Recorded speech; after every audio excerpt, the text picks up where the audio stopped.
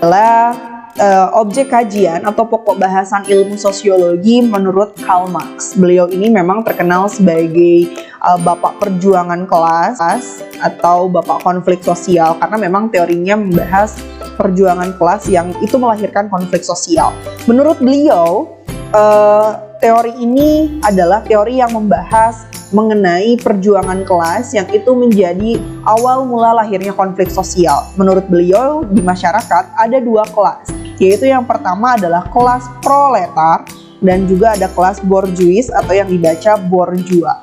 Nah, kelas proletar ini merupakan kelas atau mungkin status sosial yang bisa dibilang kelasnya kelas bawah. Mereka tidak memiliki alat produksi, tidak punya modal, bisa dibilang mungkin kelas miskin begitu ya. Mungkin kebalikannya dengan kelas bourgeois, yaitu mereka yang kaya begitu ya, punya kepemilikan alat produksi, kemudian juga mereka punya modal, sehingga ini menimbulkan adanya kecemburuan sosial dan lahirlah konflik sosial. Jadi Bunda tegaskan sekali lagi bahwa objek kajian sosiologi menurut Karl Marx itu lebih ke perjuangan kelas atau konflik sosial. Nah, kelas sendiri di masyarakat ada dua, yaitu kelas proletar dan juga kelas bourgeois. Oke, yang selanjutnya adalah yang akan kita bahas mengenai tindakan sosial yang diungkapkan oleh Max Weber, begitu ya. Berarti kalau kata Max Weber, objek kajian sosiologi itu berada di tindakan sosial. Apa sih Bun yang dimaksud dengan tindakan sosial? Tindakan sosial itu merupakan tindakan yang dipengaruhi dan mempengaruhi orang lain, begitu ya. Nah, di dalam tindakan sosial itu ada 4. Ada yang dimaksud dengan tindakan rasional instrumental, tindakan sosial berorientasi nilai, tindakan sosial afektif, dan yang terakhir adalah tindakan sosial tradisional. Kita bahas dari tindakan rasional instrumental. Nah, kalau tindakan rasional instrumental ini mengandung arti bahwa tindakan yang dilakukan itu selalu memperhitungkan atau mempertimbangkan atau membuat skala prioritas dulu sebelum melaksanakan kegiatannya. Salah satu contohnya misalkan kalian diberi uang 10 juta oleh bunda kalian di rumah begitu ya. Kemudian kalian banyak keinginannya, pengen beli handphone, pengen beli laptop, dan lain sebagainya. Tetapi ketika dihadapkan dengan kebutuhan, kalian akhirnya berpikir mana dulu ya yang harus aku beli? Mana sih yang lebih urgent? Oh iya, karena mungkin sekarang sedang masa pembelajaran jarak jauh, berarti aku harus punya alat yang memang bisa mendukung pembelajaranku jarak jauh misalkan. Akhirnya kalian memilih laptop. Nah, tindakan kalian pada akhirnya memilih laptop itu disebut dengan tindakan rasional instrumental. Kenapa? Karena memang kalian sampai akhirnya membeli laptop kan harus mempertimbangkan segala sesuatunya ya. Masalah uangnya, masalah kebutuhannya, masalah skala prioritasnya. Jadi bisa dikatakan bahwa tindakan rasional instrumental merupakan tindakan di mana seseorang mempertimbangkan segala sesuatunya sampai dia akhirnya melakukan kegiatan tersebut. Kemudian yang selanjutnya adalah tindakan berorientasi nilai. Artinya tindakan ini adalah tindakan yang kalian lakukan dengan melihat situasi atau lingkungan di sekitar. Kalian menempatkan diri, oh saya sedang di wilayah ini nih.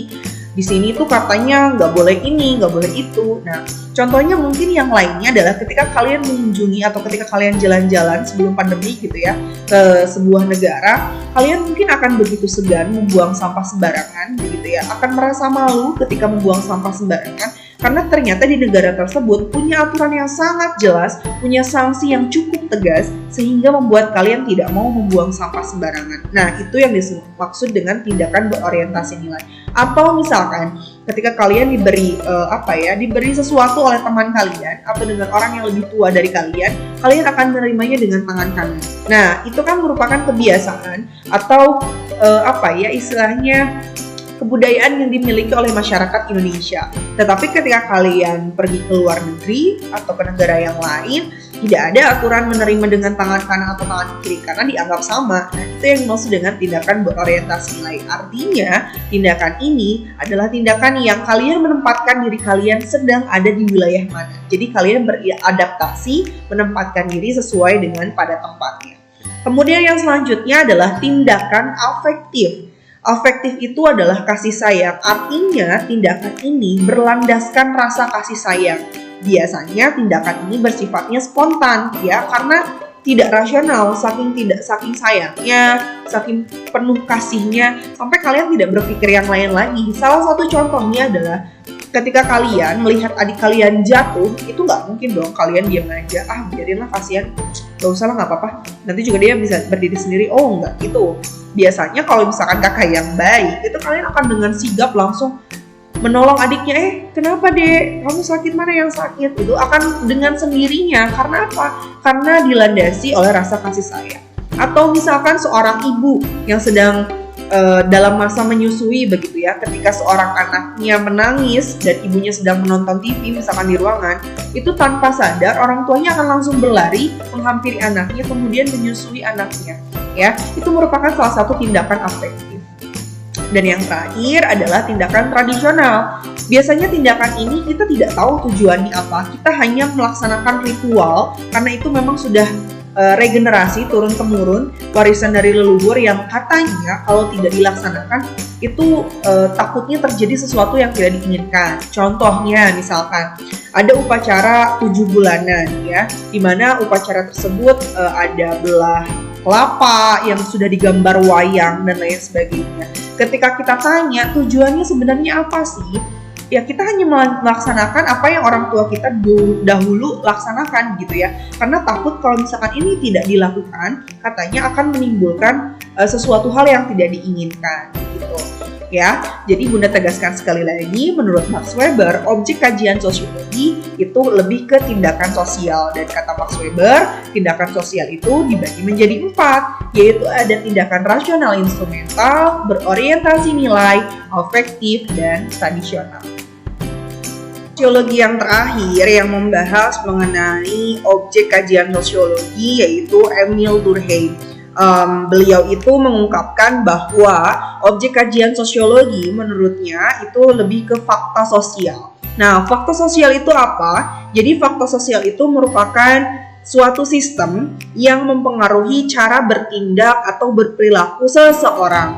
Salah satu contohnya adalah ketika kalian mau pergi ke sekolah, yang kalian kenakan pasti seragam bukan? Nah, sistem yang berlaku di sekolah dengan wajib menggunakan seragam itu tanpa sadar itu mengubah tindakan kalian atau perilaku kalian sehingga kalian mau mengenakan seragam. Nah, salah satu contohnya begitu ya.